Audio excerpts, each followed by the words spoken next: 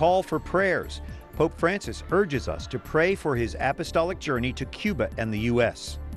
Protecting the Pope, we explore the intricate security plan for the Holy Father in America. Round 2, 11 Republican candidates debate the issues at the Reagan Presidential Library tonight. And serving the least of these, a retired couple takes the words of Jesus to heart. Those stories and more on EWTN News Nightly for Wednesday, September 16th, 2015.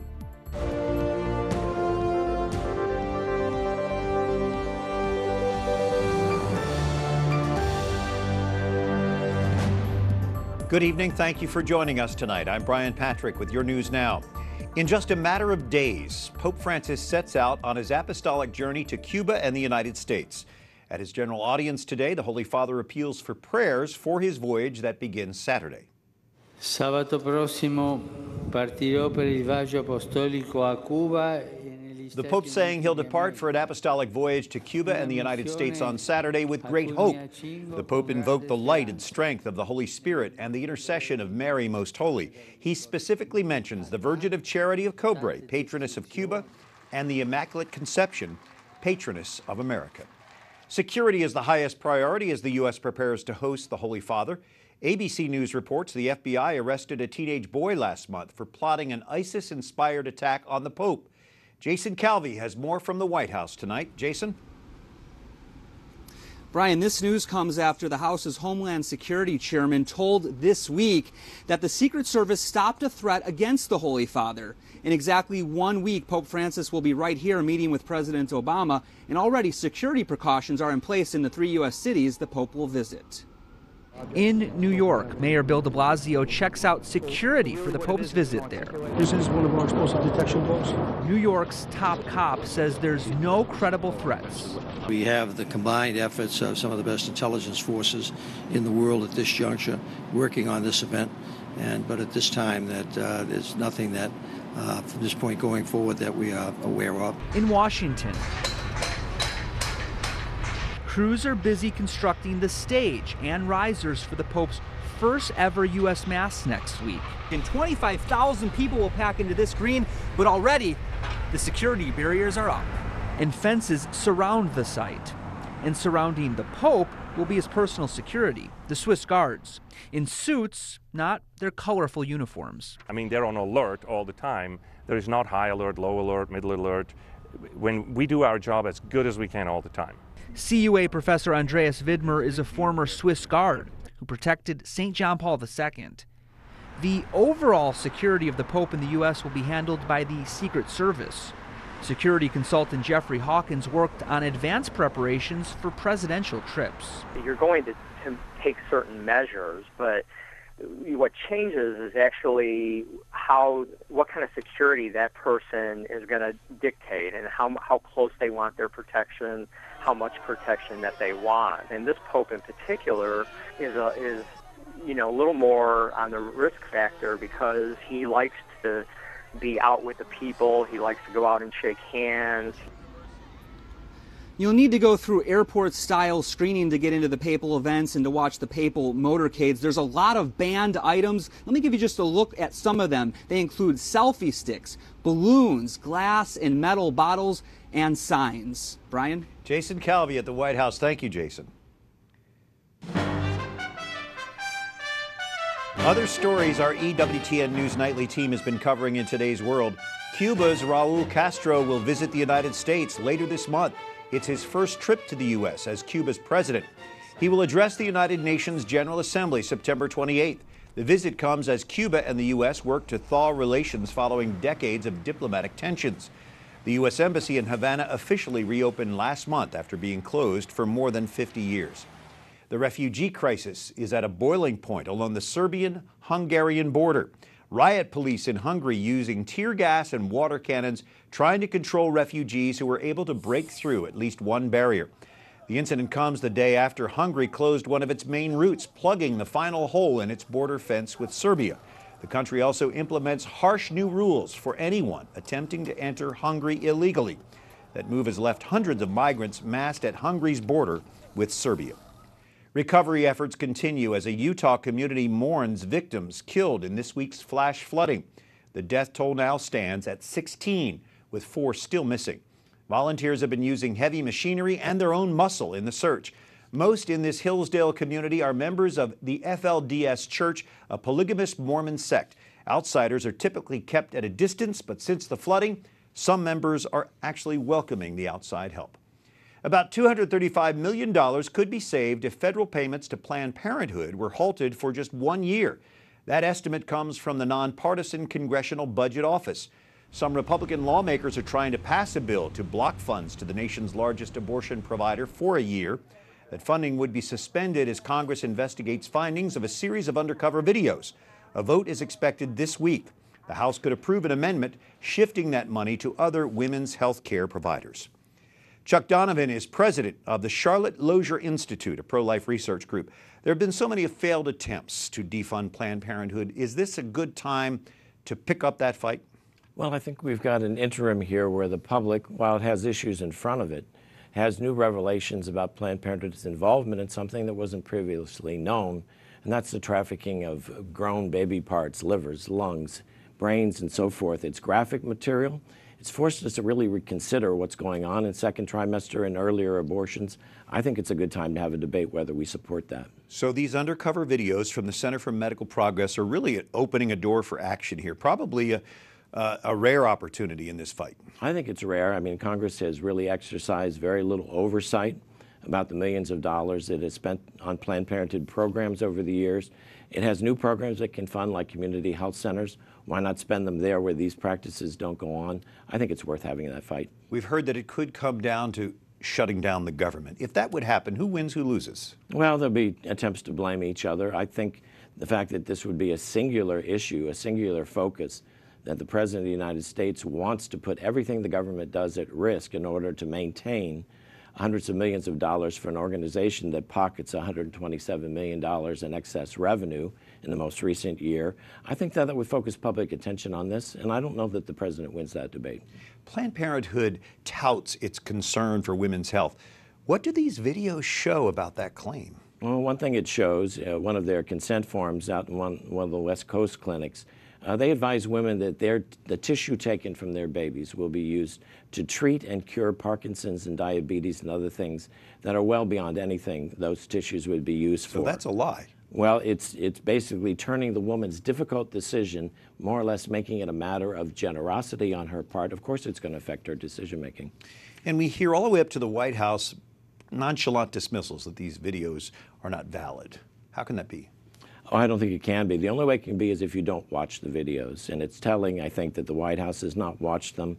President Obama's not even seen excerpts. Members of Congress, quite a few, have not seen them. That's one reason why you continue the debate, so they're forced really to take a look at what's there.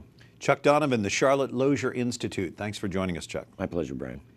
Well, it can be seen as a clash between outsiders and establishment candidates. The second GOP debate is tonight and is expected to include rapid-fire questions on foreign and domestic policy. Suzanne LaFranchi has more. Brian, Donald Trump will again be center stage. So far, he's been immune to criticism about his lack of policies, attacks on women and immigrants. But with voters increasingly drawn to anti-establishment candidates, it's uncertain whether attacks from seasoned politicians will make a difference. The Republican rumble is here at the Reagan Presidential Library. The 11 top-tier hopefuls face off on this stage. Last night, frontrunner Donald Trump talked foreign policy aboard the USS Iowa.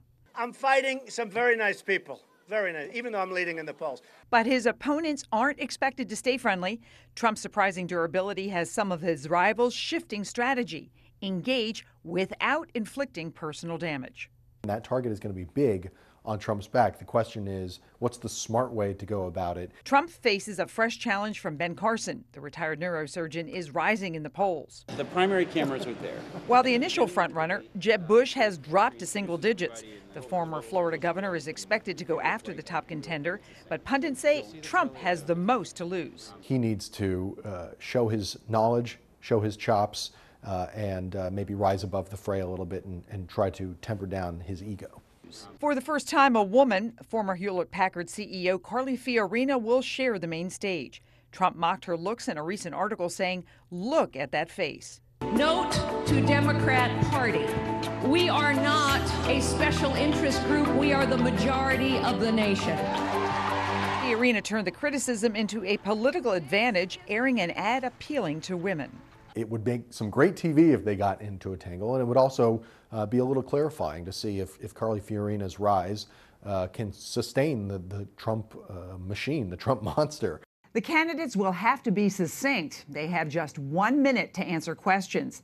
And even though the election is over a year away, the comments made tonight are likely to echo until Election Day. Brian? Thanks, Suzanne LaFranchi. And Serra Westwood covers politics for the Washington Examiner. Do you think the debate dynamics will be different with Fiorina included? Absolutely. She's already been one of the first to come out against Donald Trump. You can expect to see some fireworks between her and Donald Trump, and obviously just her being a woman will change the dynamics, and that candidates might have to be careful about how they go about attacking her, as she is a front runner at this point. Just getting to that main stage is a major progress for her. Ben Carson is also gaining ground. What do we expect to hear from him tonight? Well, Ben Carson is not an easy target for the other candidates to go after. He's leading in the polls, trailing only Trump, but he's soft-spoken, he's kind, and for that reason, it'll be difficult to make any attacks on him stick, especially attacks on his character. He's very smart, too. He's a neurosurgeon, and he points out that he knows more than medicine. The bottom of the pack is really bunched up. Do you see anybody breaking out of that tonight? Some candidates who are in the race right now absolutely must have a breakout performance to keep going, strategists say. For instance, Scott Walker, who was expected to be a front runner and has dropped to the bottom of the pack. He's been playing it safe. In order to continue to be a contender, he needs to make himself stand out in some way from the rest of the candidates. So CNN is a very different network than Fox, which sponsored the first debate. They have a different spin on things. Do we expect to see any discussion of issues such as life and religious freedom like we did in the Fox debate? They might ask a little bit different types of questions because they are a different sort of network. The only thing they've promised to do differently than Fox, though, is to pit the candidates against each other and encourage more confrontations rather than just have a controlled environment where candidates respond only to questions like we saw in the Fox debate. That will make for much better television. Do you see any one-on-ones that could shape up here? Like we mentioned before, Trump and Fiorina, you're sure to see some fireworks there. Perhaps Rand Paul will come back out swinging. You saw him go after Chris Christie, go after Donald Trump in the last debate. He's typically an attack dog among the pack, so you might see him do the same this time. And of course, Jeb Bush and Donald Trump have a little bit of a feud going right now over Trump's conservative record. Hopefully no blood. Serra Westwood from the Washington Examiner. Thanks, Sarah. Thank you. Coming up, not as popular as he once was, Pope Francis still has plenty of fans who will greet him warmly in the U.S. And a small environmental group makes a 10-day fast ahead of the Pope's arrival in D.C.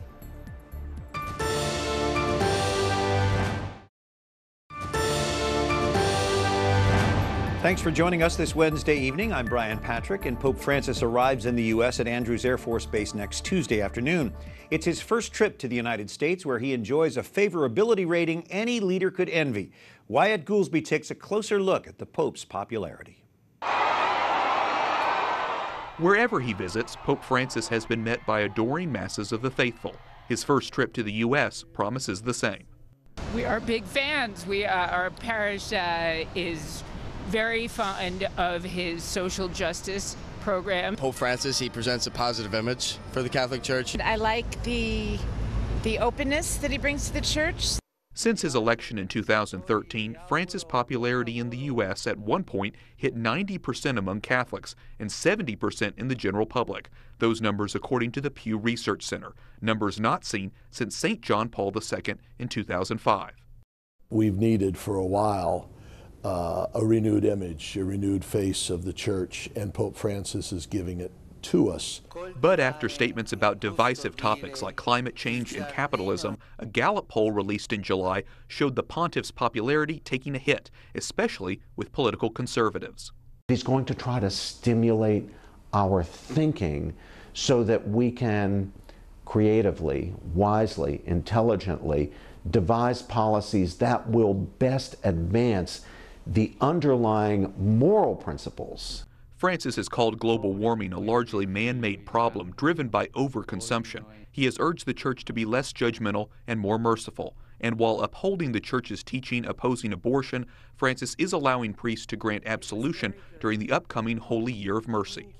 People that like what he says about the defense of marriage and family and the baby in the womb might not be enthusiastically applauding when he offers rather pointed criticism of a market economy that leaves people behind.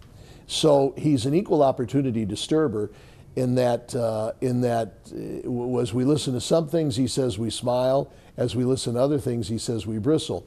But Jesus was like that, remember? But as the Holy Father's numbers rise and fall, what's clear is that his upcoming trip will garner plenty of public attention. Wyatt Goolsby, EWTN News Nightly. Thank you, Wyatt. The Pope's U.S. visit is physically restricted to 3 Northeast cities, but it will have a far wider reach. Father Brian Bittner, a priest with the Archdiocese of Oklahoma City, is studying in Rome, joining us from Rome tonight. Father, as the Holy Father makes his trip to the U.S., he'll really be mainly in the Northeast. How can people in the Archdiocese of Oklahoma City and other parts of Middle America be a part of this apostolic journey?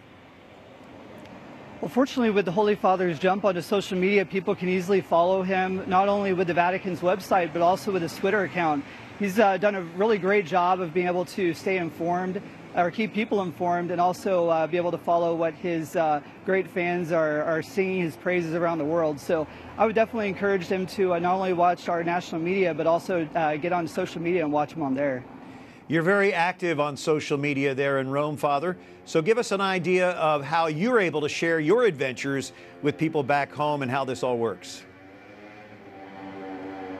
Well, for the last 2 years, I was at a high school in Oklahoma City called Bishop McGinnis Catholic High School, and I realized there the importance of jumping onto social media to be able to reach all of those kids. So I'm on Instagram, on Facebook, on Twitter, on Periscope, just trying to get our message out there that this faith that we have is amazing, and why wouldn't people want to know the truth? Do you ever get a sense, though, we can get lost in cyberspace and really lose the personal human connection? Well, the Holy Father even kind of mentioned that today at his last catechesis on the family, that sometimes technology does get in the way, but my hope is that at least it starts a conversation, and maybe hopefully these young people or whoever is watching social media can go back and take that to their families, trying to incorporate those different elements of their faith within their family and ultimately with their own faith. It is indeed a way to reach that generation. Father Brian Bittner, a priest with the Archdiocese of Oklahoma City, joining us from Rome. Thank you, Father. Thank you, Brian. God bless. And a small group of environmentalists stage a 10-day fast here in Washington leading up to the Pope's visit. It's part of an international fast organized by the Global Catholic Climate Movement. Inspired by the Pope's writing in Laudato Si', activists hope the hunger strike will bring awareness to environmental issues. The water-only fast opened on Monday with prayer in Washington's McPherson Square. Volunteers are engaging the public from tents. Organizers say their petition for action addressing climate change has been endorsed by Pope Francis. His message is one of joy and hope, and that this is a moral issue. We have to realize that everything is interconnected, and that we can switch to clean energy, and we can do that soon. This organizer sees care for the environment as a pro-life issue. Today, activists distributed copies of the Pope's encyclical to U.S. lawmakers. That fast ends with an all-night prayer vigil just before the Pope speaks to Congress. Up next, an archaeologist shares his personal experience of unearthing original chapels of Blessed Junipero, Serra. And we meet a retired couple using their business savvy to serve the homeless.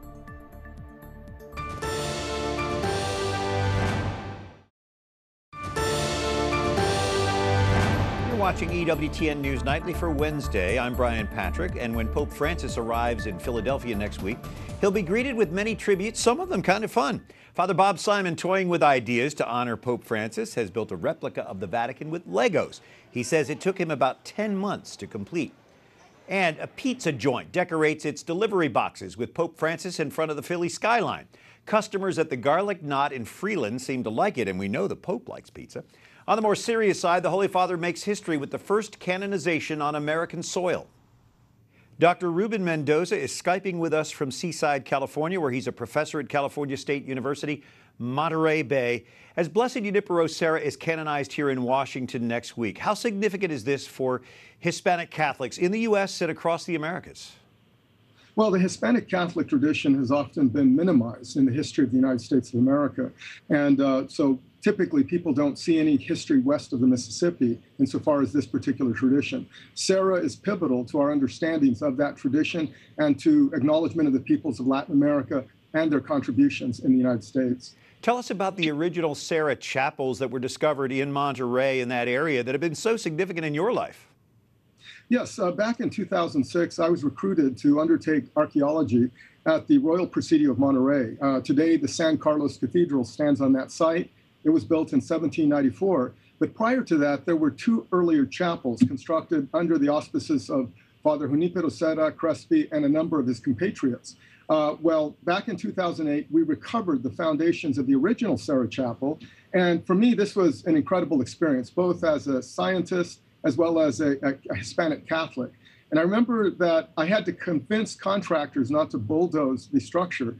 But in the end, we went out, we saved the structure, and in the period right before we reburied it, I remember being overcome with this intense feeling. It was as though I was channeling the ancestors, Father Serra, Crespi, Lasuen, De Anza, and all the early colonists, both indigenous and Hispanic, who once resided on that site. And I literally fell to my knees and I made the sign of the cross. And from that point on, my relationship with Serra changed, despite my American Indian ancestry.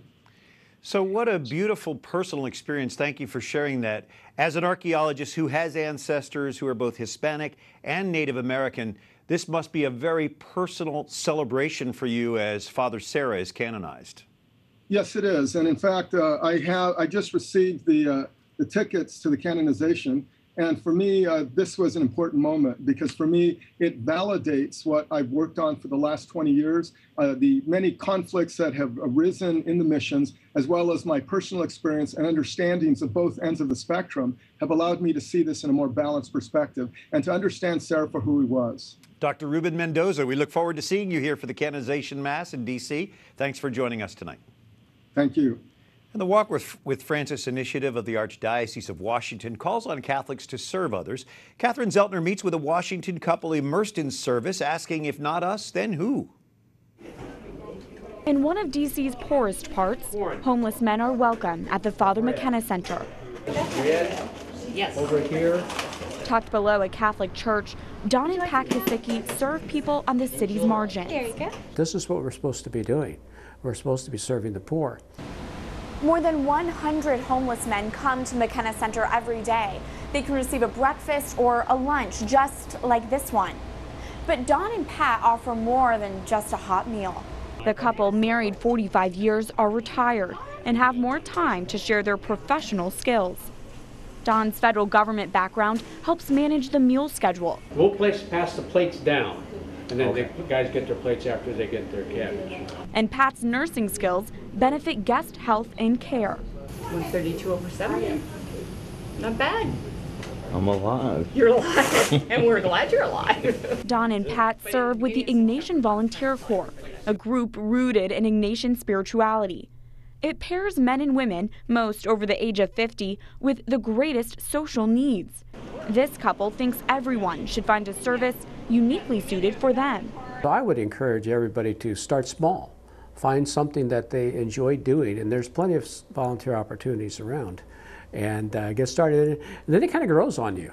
I'd probably rather be here than a lot of other places. No matter your age. If you don't, who will? And I think that's the beauty of Pope Francis. He's telling us we owe our brothers and sisters on the margin. We owe them our help. Catherine Zeltner, EWTN News Nightly. Thank you, Catherine. Until tomorrow when we hear from our team on the ground in Cuba for the EWTN News Nightly team. We close tonight with the snapshots from Pope's general audience in St. Peter's Square today. Good night.